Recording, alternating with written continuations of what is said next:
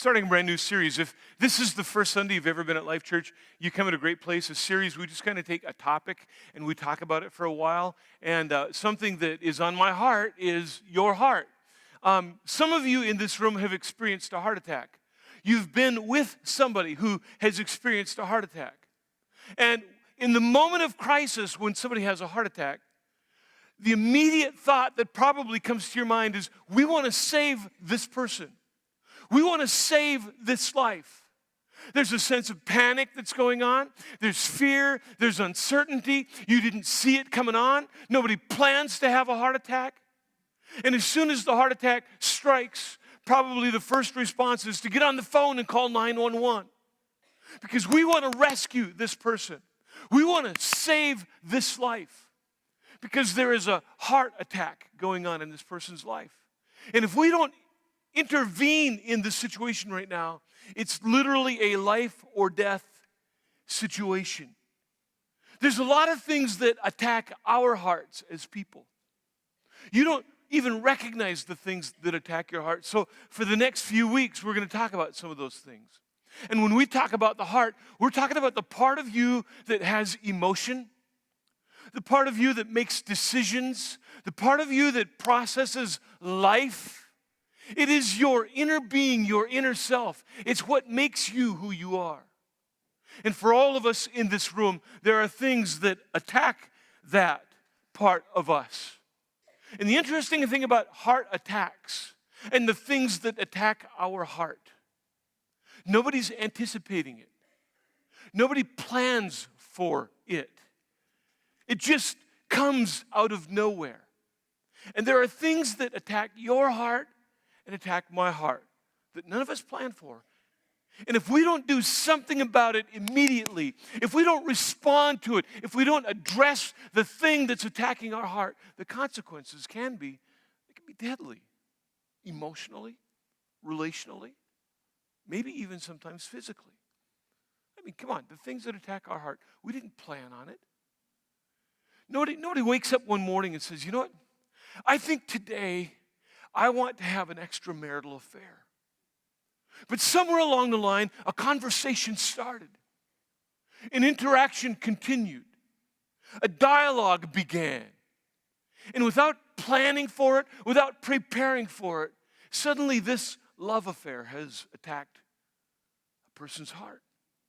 Nobody wakes up in the morning and plans to hate somebody. But something happened. There were certain circumstances that arose.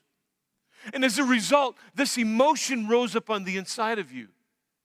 And along with hate, there's also the anger that can attack our heart. And the end result is the other thing that kind of follows close behind is unforgiveness. And nobody wakes up planning to feel unforgiveness towards somebody. It just kind of happens. Nobody wakes up in the morning and says, you know what, today I think I would like to feel inferior to other people. I think I would like to feel less than the people at my job site or the people in my church. Today, I just want to feel horrible about myself.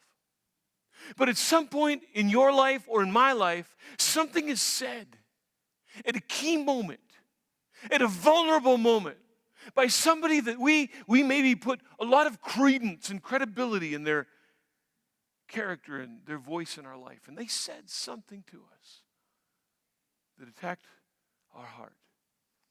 Nobody gets up in the morning and says, you know what, I think I want to live a life of fear. I just want to feel fear wherever I go. When I wake up in the morning, I want to be afraid of people. I want to be afraid of the current circumstances of my life. I want to be afraid of the future. I want to be afraid of failure. Nobody wakes up feeling that way, but something happened in all of our lives. And the end result was that fear attacked your heart. And whatever infects your heart affects your life. You know it. You've seen the circumstances, you've seen the outcome in your life, you've seen it happen in you, that whatever attacks your heart impacts your life. And so the Bible speaks so much about the heart and what we're supposed to do with this. Old Testament kind of chimes in on that. We're going to look at it for a little bit. Jesus chimed in on the issue a little bit. In fact, the writer of Proverbs says something amazing about our heart. So if you want to follow along, look at the words up here. Look at Proverbs chapter 4, verse number 20. He says this about the heart. He says, listen, my child. Don't you love that? Child. Like, he's got something important to say. In other words, we are the students, and he is the teacher. He has something important to say. So he says, child, pay attention to what I say. Listen carefully to my words. How many kids in here go, man, you sound like my dad. Like, that's what mom and dad say. Because mom and dad have something important they want to tell you. They want it to stick with you. They feel it important, so they use verbiage like this. The next verse, verse 21. Don't lose sight of them being the words that I'm about to say. These words are so important that they need to penetrate deep into your heart, for they bring life to those who find them and healing to the whole body. In other words, if you listen carefully to the words I'm about to tell you, it will have an impact on how you live. It will impact how you feel, how you think, how you act in the end result in your life. So listen to what I'm about to tell you. Now, what is it that he would say that would be so important that he would lead up to it with words like that? That's what he says in verse number 23. Look what he says in verse 23. Guard your heart. Guard your heart above everything else. In other words, this is the most important thing that you need to guard. It's not grandma's china. It's not the wedding ring that was handed down to you. It's not your bank account. It's your heart that you need to protect, because it determines, listen, it determines the course of your life. Let me ask you this. What course is your life on right now? What course has your life taken? Is it possible that you have come to a destination and a place in your life that you never intended to get to because something infected your heart at some point in your life, and you made one choice, one decision, one relationship, one attitude, one word, and it brought you to the place where you are right now? Because something attacked. It attacked your heart. What are we supposed to guard it from? Well, we're supposed to guard it from the things that continually attack our heart. Did you know that before you leave this building today, somebody might possibly say something that you could take as an offense? You didn't wake up this morning going, you know, when I go to church and meet some good old saints, I hope somebody offends me, you know.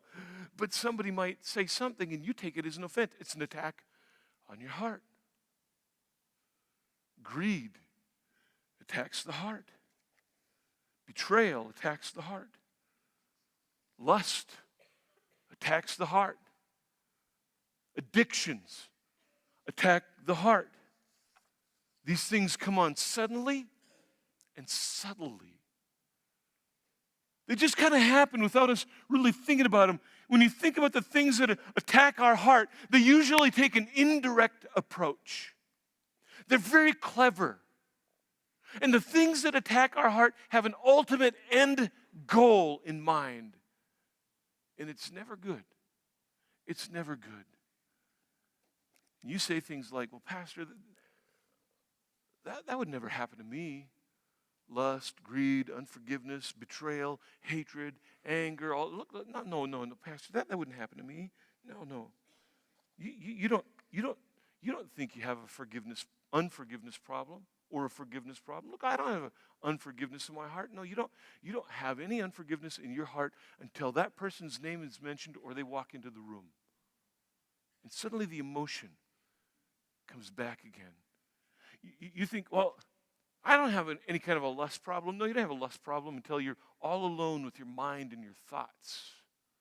And there's no accountability. You say, Pastor, I don't have an anger problem. No, you don't have an anger problem. Anger hasn't attacked your heart until the circumstances are just right and you don't get what you want. Boom! The explosion takes place. Pastor, I don't think I feel inferior to anybody.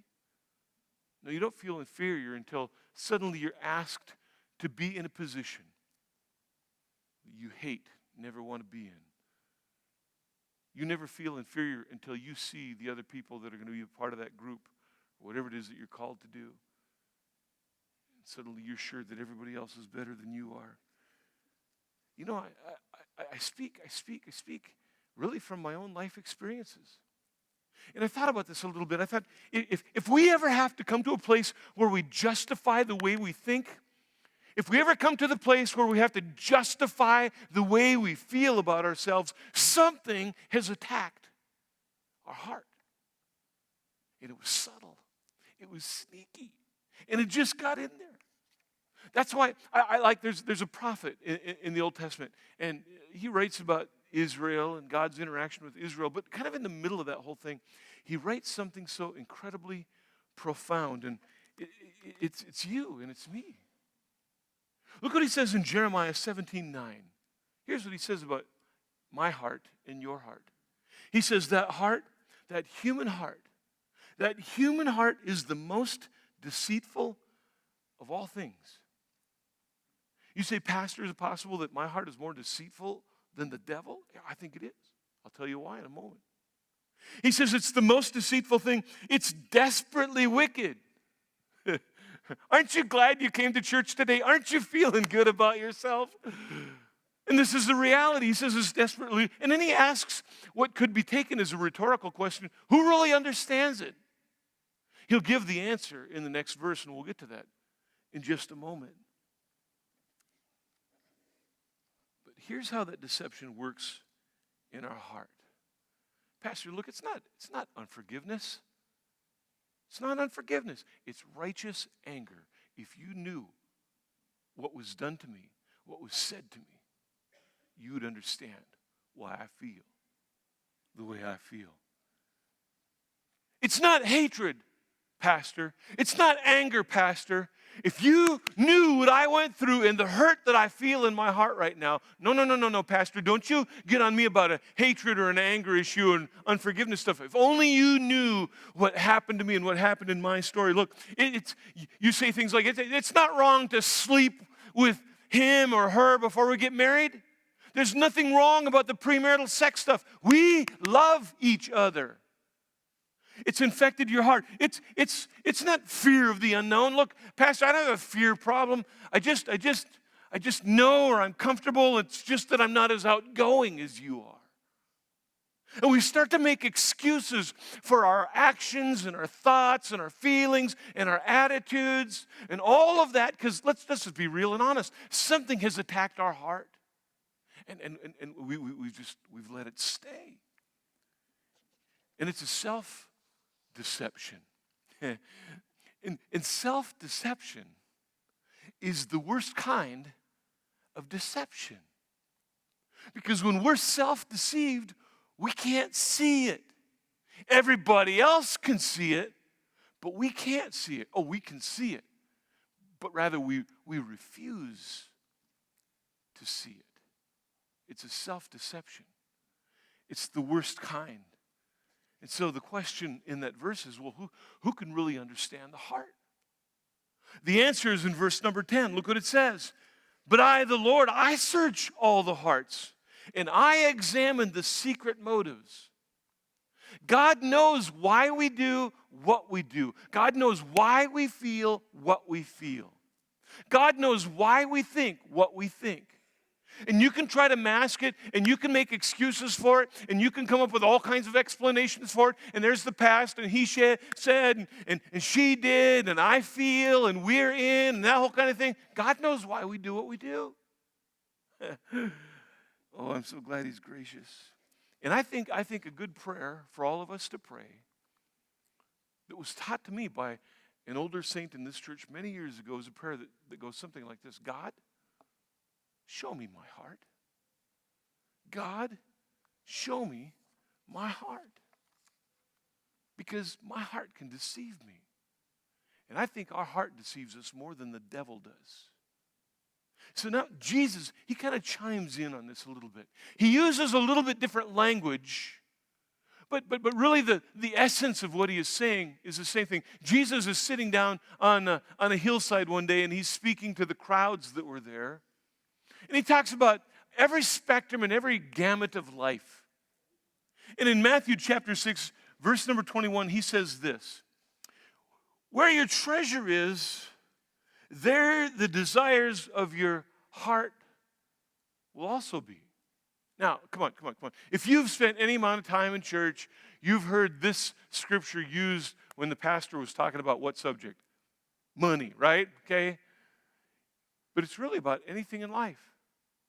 Jesus says, look, your heart will always follow what you treasure.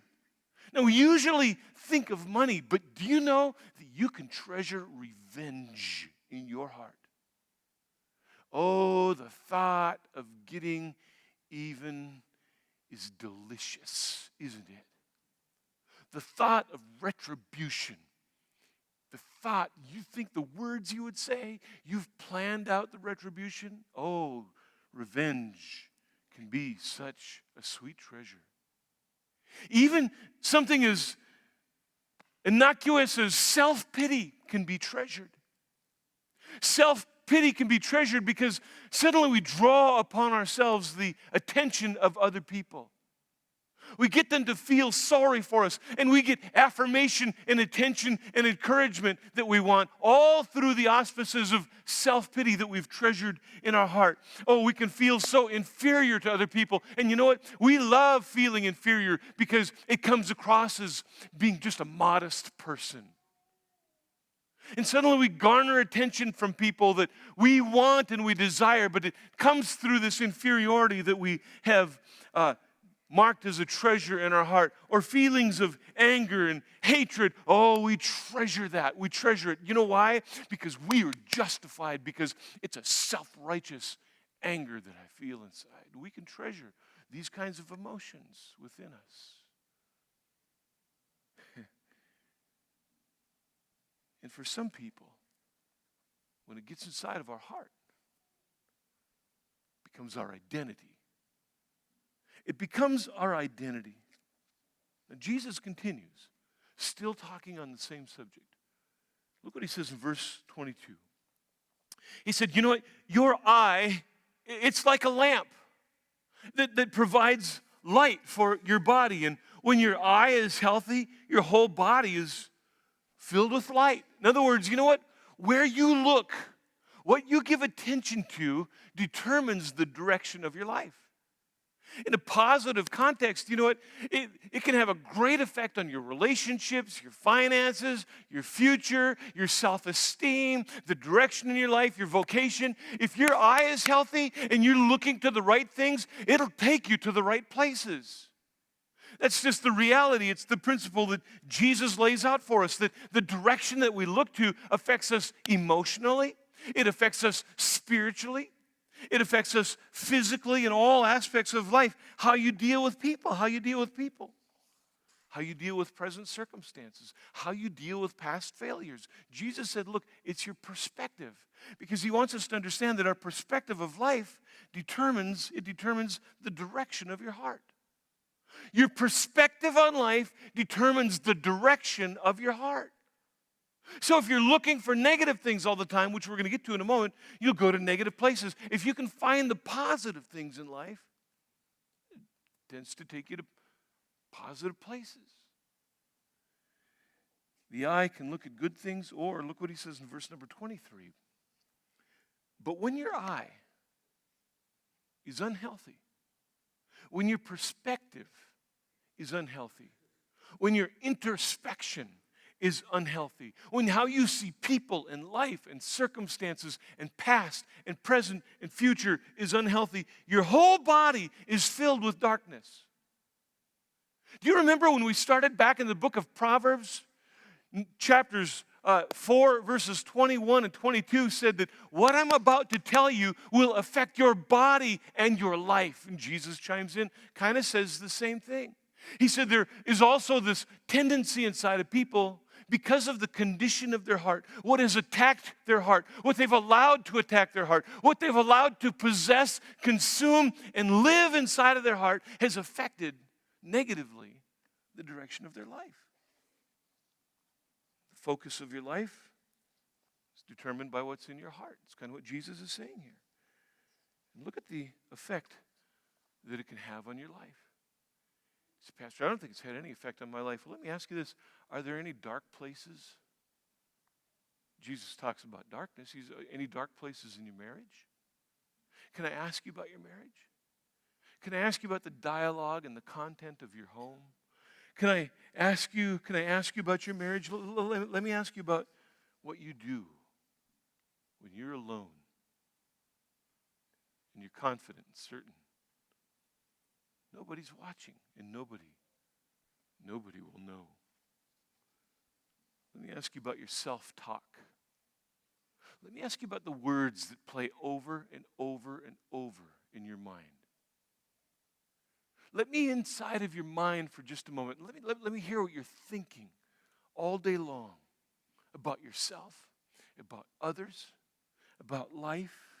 Let me ask you about what you feel when that person walks in the room. Let me ask you about what you feel and think when you are afraid that you're not going to have enough of something. Let me ask you about how you feel when you look at where you are in life right now. Because if we could sit down and just talk about this a little bit, we kind of know what has attacked the heart. You see, Pastor, look, you could be kind of hard, aren't you? Look, I know that there's a lot of things that attack the heart. And nobody wakes up. None of you got up this morning and thought, I'm going to go seek out somebody in church today, and I'm going to say something or do something that attacks their heart. This is just the reality of the life that we live in. Jesus kind of brings this whole thought to a conclusion. Look what he says in the rest of verse number 23. Look, he says, now, if that light that you think you have, interesting, isn't it? If that light that you think you have is actually darkness, oh, how deep that darkness can be. You know what? Our self-assessment, come on. If you want to have a test on your heart, your physical heart, there's no kit that you can buy at some store that you take home and do a self-assessment on your heart. You go to a doctor and he does tests on your heart, and hopefully he's going to be honest enough with you to say, these are some changes you need to make in your diet and your lifestyle. These are some things you need to change. Our self-assessment is seldom very accurate. Why? Because the heart is deceitful and wicked. So our self-assessment is never very accurate, is it? It's just that way. But I want you just to imagine for a moment, as we kind of draw things to a close and kind of wrap things up very soon, what if you could look at yourself through a pure heart? What if you could look at your marriage through a pure heart? What if you could look at your sexuality through a pure heart? What if you could look at your self-esteem through a pure heart? What if you could look at your relationships and people in your past and people in your present and people in your future through a pure heart? Come on. Let's just be honest for a minute. That's where you'd like to be, isn't it? That's where you'd like to get to.